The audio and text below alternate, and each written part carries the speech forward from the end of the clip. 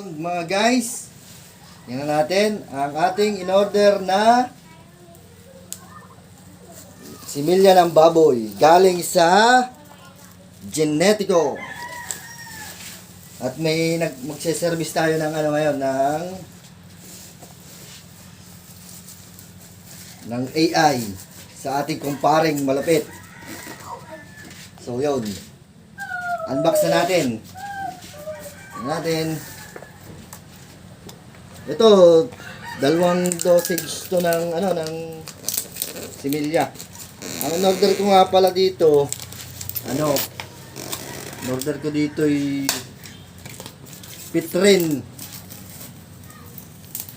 Durok. Ang Durok to. Natin to, safe siya.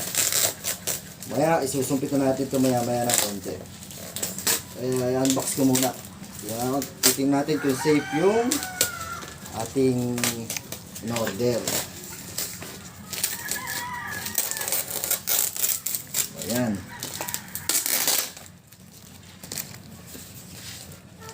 Malayo pa ang pinanggalingan na ito. Galing pa to ng Quezon Province. So, ito guys, yung similya ng baboy.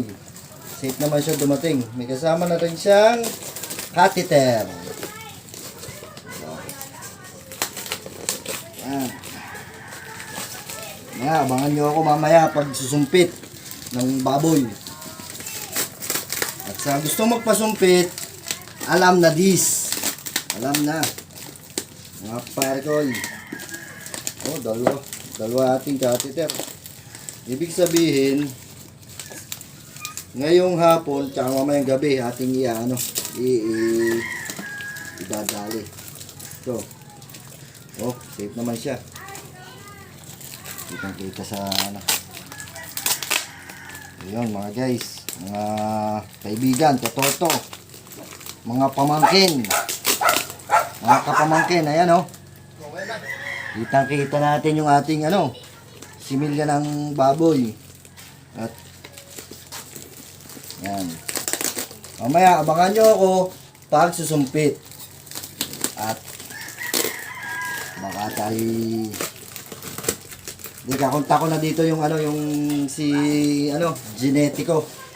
At sabi ko, magse-service ako dito ng bali, 3 daw yung kanilang kanilang mga bore. Isang durok na red durok, GP large white, at saka Pitren Durok. Ayan. At tayo pupunta na sa sala. At ating ito'y na. Bali yung susumpitan ko nito, tinurukan ko din siya ng ng pampalandi, Goladin. Goladin yung ko dito, kasi ang takal daw.